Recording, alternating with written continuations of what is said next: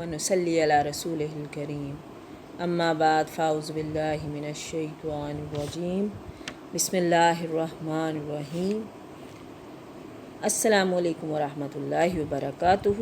اس دعا اور امید کے ساتھ کہ آپ جہاں پر بھی ہوں خیریت سے ہوں اور ہمیشہ خوش رہیں۔ سورہ بقرہ کا اردو ترجمہ ہم کر رہے ہیں۔ آج ہم آیت نمبر 159 سے شروع کریں گے۔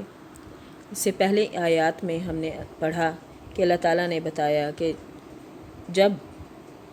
جنہیں جب کوئی مصیبت پہنچتی ہے تو وہ کہہ دیا کرتے ہیں انا للہ و انا الیہ راجعون، کہ بے شک یہ اللہ ہی کی طرف سے اور ہمیں اسی کی طرف لوٹ کر جانا ہے۔ آج کی اپنی آیات کا ترجمہ شروع کرتے ہیں۔ اعوذ باللہ من الشیطان الرجیم، بسم اللہ الرحمن الرحیم۔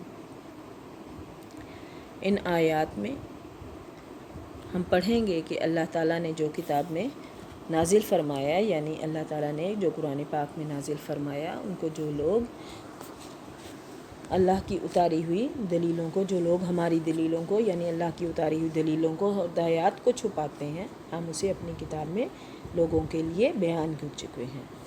اور جو لوگ چھپاتے ہیں ان لوگوں پر اللہ کی اور تمام لعنت کرنے والوں کی لعنت ہے۔ بسم اللہ الرحمن الرحیم۔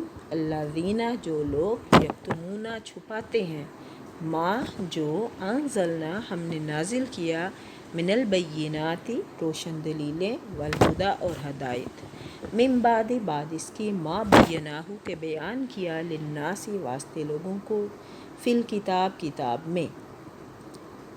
جو لوگ ہماری اتاری ہوئی دلیلوں اور ہدایات کو چھپاتے ہیں باوجود یہ کہ ہم اسے اپنی کتاب میں لوگوں کے لیے بیان کر چکے ہیں، اولئک یہی ہیں، یلعنہم اللہ جن پر لعنت ہے اللہ کی، ویلعنہم اللاعنون اور لعنت ہے تمام لعنت والوں کی۔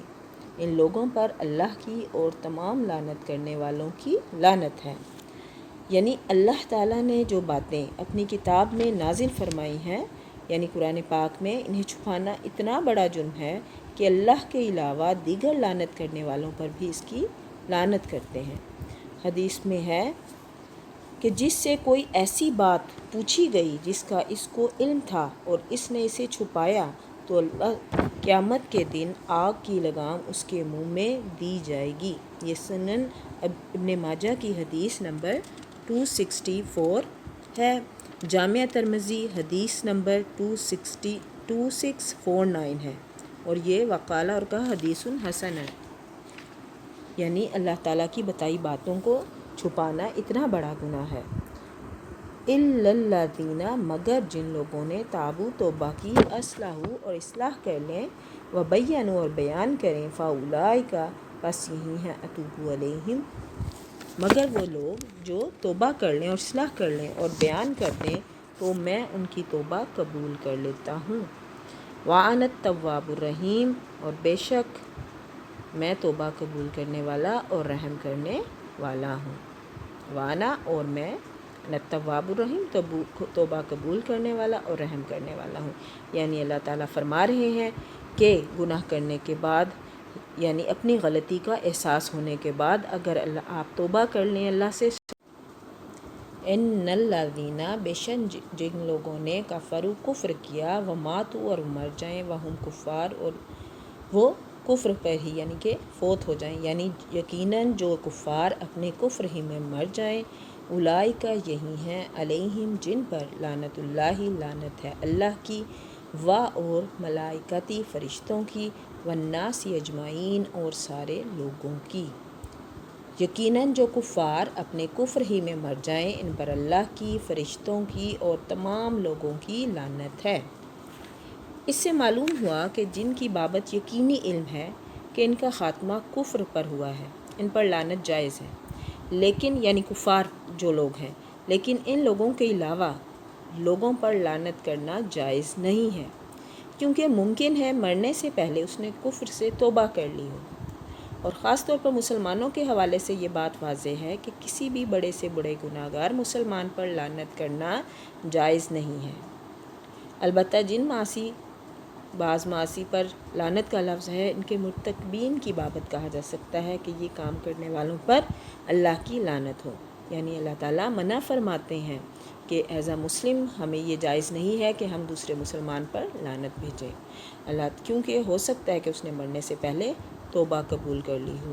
خاص طور پر خواتین جو ایک دوسرے پر کرتی رہتی ہیں، انہیں اس بات کا خیال رکھنا چاہیے کہ ہمیں دوسروں پر لعنت کرنا جائز نہیں ہے، ہمارے اللہ نے یہ منع فرمایا ہے، ہو سکتا ہے کہ اس نے مرنے سے پہلے توبہ کر لی ہو۔ خالدین ہمیشہ فیہا اس میں رہیں گے، لا یخفف نہیں کم ہوگا، ہلکا ہوگا، عنہم العذاب ان پر سے عذاب، ولا ہم ینظرون اور نہ انہیں ڈھیل دی جائے گی، جس میں یہ ہمیشہ رہیں گے، نہ ان سے عذاب ہلکا کیا جائے گا اور نہ انہیں ڈھیل دی جائے گی۔ آگے اللہ پاک فرماتے ہیں وَإِلَٰهُكُمْ إِلَٰهٌ وَاحِدٌ اور الہکم تمہارا معبود الہ واحد ایک ہی ہے، تم سب کا معبود ایک ہی ہے، بے شک اس میں کوئی شک نہیں، ہم سب کا معبود ایک ہی ہے۔ لا الہ لا نہیں الہ معبود الا مگر هو الرحمن الرحیم جو رحمان اور رحیم ہے، بے شک اس کے سوا کوئی معبود نہیں، وہ بہت رحم کرنے والا اور بڑا مہربان ہے۔ اس آیت میں دعوت توحید دی گئی ہے۔ یہ دعوت توحید مشرکین مکہ کے لیے ناقابل فہم تھی۔ انہوں نے کہا اجعل الآلہۃ الہ واحدہ ان ھذا لشیء عجاب، سورہ صاد میں، کیا اس نے اتنے معبودوں کی جگہ ایک ہی معبود بنا دیا؟ یہ تو بڑی عجیب بات ہے۔ اس لیے اگلی آنے والی آیات میں توحید کے دلائل بیان کی جا رہے ہیں، یعنی اللہ تعالیٰ نے یہاں توحید کے بارے میں بتایا ہے کہ بے شک تمہارا معبود ایک ہی واحد ہی معبود ہے، بے شک وہ وحدہ لا شریک ہے، اس کے سوا کوئی معبود نہیں، وہ رحمان اور رحیم ہے۔ رحمان کا اور رحیم دونوں مبالغے کے صیغے ہیں، ہمارے وہم و گمان سے بھی زیادہ ہمارے اللہ پاک مہربان ہیں، ہم پر رحم کرنے والے ہیں۔ اللہ پاک ہمیں صحیح قرآن پاک پڑھنے والا، سمجھ کر پڑھنے والا، عمل کرنے والا بنائے۔ بتانے میں غلطی کوتاہی کمی بیشی رہ جائے تو معاف فرما دیں اللہ پاک، اپنی دعاؤں میں یاد رکھیں۔ وآخر دعوانا ان الحمد للہ رب العالمین، فی امان اللہ۔